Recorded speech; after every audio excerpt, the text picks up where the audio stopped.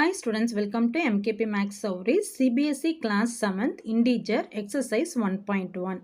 First sum பாருங்க, write down a pair of integers whose ஒரு 3 subdivision கொடுத்திருக்காங்க. Sum is -7, difference is -10, sum is 0. அதாவது ரெண்டு pair of integers எழுத சொல்லியிருக்காங்க. அந்த ரெண்டு integers நம்மளுக்கு add பண்ணும்போது -7 வரணும் அப்படின்னு சொல்லியிருக்காங்க.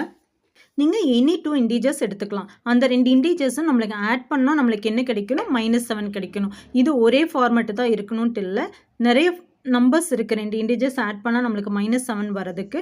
அதில் எந்தெந்த நம்பர்ஸ் வரும் அப்படிங்கிறது உங்களுக்கு தெரிஞ்ச மாதிரி நம்பர்ஸை நீங்கள் எழுதலாம். இதை தான் இப்போ நான் எழுதின நம்பர்ஸ் தான் எழுதணுங்கிறது கிடையாது. ஃபஸ்ட்டு சம் என்ன சொல்லியிருக்காங்க? சம் இஸ் -7 இல்லைங்களா? நம்ம பேர் ஆஃப் ரெண்டு இன்டிஜர்ஸ் எடுத்துக்கலாம். என்ன இன்டிஜர்ஸ்னால் -3 அண்ட் -4. இப்போ -3 -4 ஆட் பண்ணால் நம்மளுக்கு என்ன கிடைக்கும்? பேர் ஆஃப் இன்டிஜர்ஸை plus of -4 equal to -3 plus into -4. ரெண்டுமே மைனஸ் சைனாக இருக்குது. சேம் சைனாக இருந்தால் என்ன பண்ணணும்? ஆட் பண்ணணும் இல்லைங்களா? சேம் சைனாக இருந்தால் ஆட் பண்ணணும், சேம் சைனை அப்படியே போடணும். ஸோ -7 என்ன கேட்டிருக்காங்க? நம்மளுக்கு சம் பண்ணால் -7 வரணும்னு சொல்லியிருக்காங்க. ஆன்சர் -7 வந்துருச்சு. இப்போ நான் எடுத்தது -3 அண்ட் -4. நீங்கள் இதே மாதிரி நிறைய இன்டிஜர்ஸ் எடுத்து எதெல்லாம் பாசிபிலிட்டிஸோ அதெல்லாமே நீங்கள் போடலாம். சப்போஸ் இங்கே பாருங்கள், நீங்கள் -8 +1 கூட ஆட் பண்ணாலும் சைன் ரெண்டு சேஞ்ச் ஆகிருக்கு. ஸோ சப்ராக்ட் பண்ணலாம்.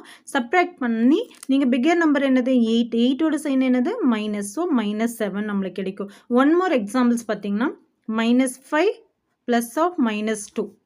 ஸோ -5 ப்ளஸ் இன்ட்டு -2 உங்களுக்கு -7 கிடைக்கும். ஓகேங்களா? மாதிரி மல்டிபிள் சாய்ஸ் இருக்குது. நீங்கள் இதில் ஏதாவது ஒரு ரெண்டு இன்டிஜர்ஸை வந்து நீங்கள் யோசிச்சு அந்த இன்டிஜர்ஸ்க்கு நம்ம என்ன பண்ணலாம்? சம் பண்ணால் -7 வரும். ஓகேங்களா? இப்போ இங்கே பாருங்கள், பி சம் என்ன கொடுத்துருக்காங்க? டிஃப்ரென்ஸ் இஸ் -10 கொண்டு வரணும்னு சொல்லியிருக்காங்க இல்லைங்களா?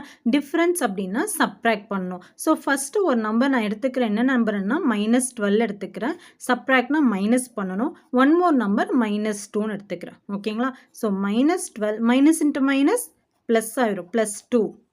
ஸோ ஒரு சைன் ரெண்டுமே என்ன இருக்குது? சேஞ்ச் ஆகிருக்கு. இங்கே -12, இங்கே +2. ரெண்டையும் நம்ம சப்ராக்ட் பண்ணால் என்ன கிடைக்கும்? 10 கிடைக்கும். பிக்கர் நம்பர் என்ன? 12. 12க்கு முன்னாடி என்ன சைன் இருக்குது? Minus sign. ஸோ -10. ஓகேங்களா? இப்போ சி சம் பாருங்கள், என்ன சொல்லியிருக்காங்க? Some is 0.